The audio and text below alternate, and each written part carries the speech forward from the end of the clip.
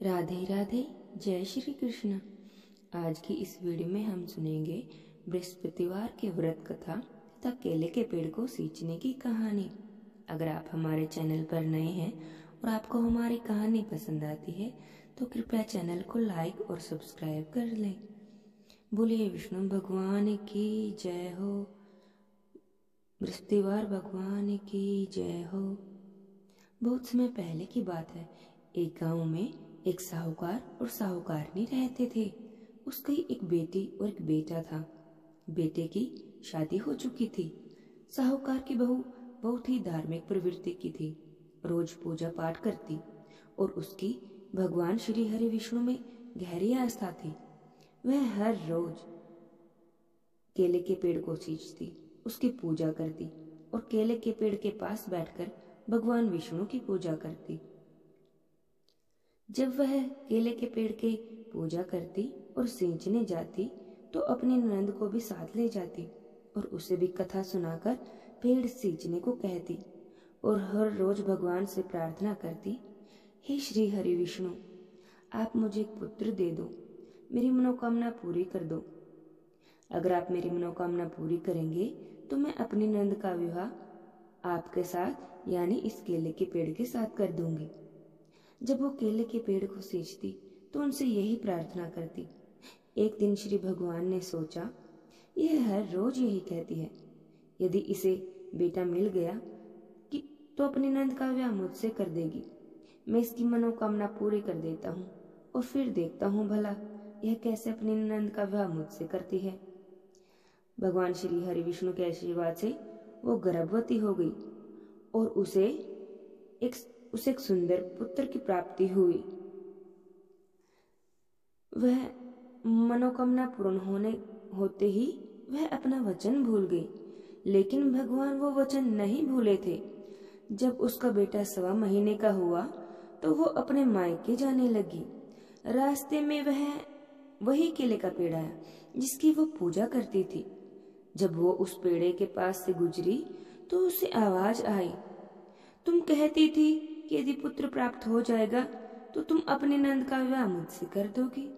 अब तुम अपना वचन पूरा क्यों नहीं कर रही हो? यह सुनकर वह बहुत चौंक गई और आसपास देखने लगी, लेकिन उसे तो कुछ नहीं दिखा, ना कोई दिखा। उसका पति भी उसके साथ ही जा रहा था, लेकिन उसे तो कोई आवाज सुनाई नहीं दी थी। इतने में दोबारा आवाज आई तो वह दोबारा आसपास देखने लगी। तभी उसकी नजर केले के पेड़ पर पड़ी जो जोर जोर से हिल रहा था। उसे लगा कि आवाज केले के पेड़ से ही आ रही है। वो बहुत डर गई और उसे अपनी कही बात याद आ गई और अब वो अपने बेटे को लेकर जल्दी जल्दी वहां से चली गई और अपने मायके में भी वो घबराई हुई रहने लगी। उसकी माँ ने जब उसे देखा तो उससे पूछने लगी, क्या बात हुई बेटी, तुम इतनी परेशान क्यों हो? लेकिन उसने किसी को भी कुछ नहीं बताया। जब वो वापस ससुराल आने लगी तो उसने दूसरे रास्ते को चुना और वो दूसरे रास्ते से आती हुई अपने ससुराल पहुंच गई। पर वो वहां पर भी परेशान रहने लगी। सास ससुर और पति के पूछने पर कि क्या हुआ है, उसने कुछ नहीं कहा। बस कहने लगी कि मेरी तबीयत कुछ ठीक नहीं रहती, इसलिए मैं परेशान रहती हूँ। तो सब कहने लगे, कोई बात नहीं, तुम आराम कर लो।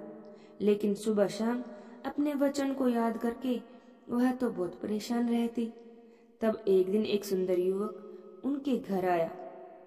उसे देखकर साहूकार और साहूकारनी ने पूछा, बेटा आप कौन हो?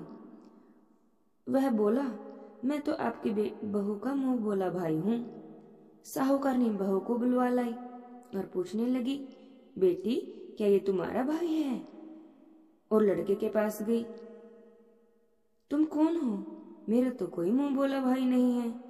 वह लड़का धीरे से बोला, मैं वही केले का पेड़ हूँ, तुम्हें तुम्हारा वचन दिलाने याद आया हूँ। आपको अपनी ननद की शादी मुझसे करनी है। यह सुनकर वह बहुत घबरा गई। लड़का अंदर आकर बैठ गया और बोला, मैं लंबे समय से विदेश में कमाने गया था, इसलिए यह मुझे पहचान नहीं पाई। अभी अभी गांव लौटा हूँ, इसलिए बहन से मिलने आ गया। साहूकार और साहूकारनी उस लड़के की यह बात मान गए और वह लड़का उन्हीं के घर रहने लगा और उसने अपने व्यवहार से सबका मन जीत लिया। साहूकार सोचने लगा कि क्यों न मैं अपनी बेटी का विवाह इस लड़के के साथ कर दूं। जब बहू को इस बात की खबर हुई वो तो बहुत खुश हो गई और मन ही मन खुश हो गई कि ये तो मेरी परेशानी का हल है। इससे तो मुझे अपने नंद का विवाह करना था। अब साहूकार और साहूकारनी ने अपनी बेटी का विवाह उस लड़के के साथ कर दिया और वो लड़का अपनी पत्नी को लेकर वहां से चला गया। अब कुछ समय बाद एक दिन साहूकार और साहूकारनी ने अपने बेटे को बुलाया और कहने लगे, बेटा बहुत दिन हो गए हैं तुम्हारी बहन की शादी हुई, तुम उसके यहाँ जा आओ। बेटा बहू से कहने लगा, तैयार हो जाना, कल बहन के यहाँ जाना है। यह सुनकर वह बहू तो बहुत परेशान हो गई और सोचने लगी कि मेरे नंद का विवाह तो केले के पेड़ से हुआ है, हम जाएंगे कहाँ, किससे मिलेंगे। वह इस समय भागकर केले के पेड़ के पास गई और जाकर प्रार्थना करने लगी, भगवान आपने मेरे नंद से विवाह किया है, अब सब कह रहे हैं कि ननंद के यहाँ हो आओ, अब हम कहाँ जाएंगे। तब केले के पेड़ में से आवाज आई, तुम चिंता मत करो, यहीं अपने पति को लेकर आ जाना, बाकी सब मैं देख लूंगा। यह सुनकर तो वह बहुत खुश हो गई और अपने घर आ गई। अगले दिन ननंद के यहाँ जाने के लिए निकल गई और चलते चलते केले के पेड़ के पास आ पहुंची। वहां जाकर उसने देखा कि केले के पेड़ की जगह एक आलीशान महल खड़ा हुआ था। खूब नौकर चाकर घूम रहे थे। यह देखकर तो वह आश्चर्यचकित और हैरान रह गई। अपने भाई और भाभी को देखकर उनकी बहन तो बहुत खुश हुई और बोली, भाई मुझे तो बहुत अच्छा ससुराल मिला है, मैं तो बहुत खुश हूँ। कुछ समय बाद बहू ने कहा कि हमें तो घर वापस चलना चाहिए, बहुत देर हो गई है। उसका पति कहने लगा, इतनी भी क्या जल्दी है, अभी तो आए हैं, थोड़ी देर और रुकते हैं। वह कहने लगी, नहीं नहीं, हमें घर चलना चाहिए। वो दोनों अपने घर की ओर निकल पड़े। थोड़ी दूर पहुंचने पर उसका पति कहने लगा, अरे मैं तो अपनी छतरी अपनी बहन के घर ही भूल आया हूँ, वापस जाकर मैं अपनी छतरी ले आता हूँ। तब बहू ने मना कर दिया कि वापस मत जाओ। वह कहने लगा, क्यों, मैं वापस क्यों ना जाऊं। उसकी पत्नी कहने लगी, तुम्हारी बहन का ससुराल है, बार बार जाओगे तो क्या सोचेंगे सब लोग, छतरी रह गई तो रहने दो, हम दूसरी ले लेंगे। लेकिन उसका पति तो नहीं माना। वो उसी स्थान पर पहुंचा तो उसने देखा कि बहन के महल की जगह एक केले का पेड़ खड़ा था और उसी पर उसकी छतरी लटक रही थी। उसे देखकर तो उसे बहुत आश्चर्य हुआ। वो अपनी पत्नी से बोला, तुम्हारा भाई कहाँ है, अभी तो यही है, ना उसका महल है और ना तुम्हारा भाई। सच सच बताओ, तुमने मेरी बहन की शादी किससे करवाई है। तब वह कहने लगी, आप घर चलिए, मैं सब कुछ बताती हूँ। घर आने पर उसने अपने पति और सास ससुर को सारी सच्चाई बता दी और उन्हें यह भी बता दिया कि उनकी बेटी यानी उसकी ननंद की शादी केले के पेड़ से हुई है, भगवान विष्णु से हुई है।